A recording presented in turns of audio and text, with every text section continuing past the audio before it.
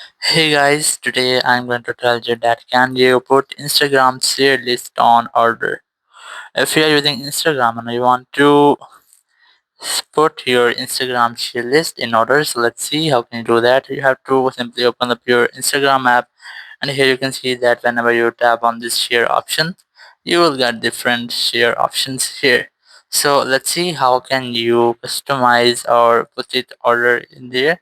So basically there is no any official way to put it and order or customize your share list, because Instagram haven't any update to do this. But you have a simple way that if you want to make any person and top of your share list, so you have to share some post with the persons.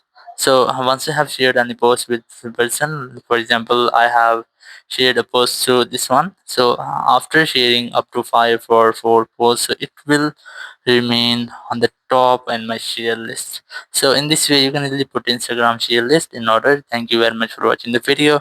Until next video, bye bye.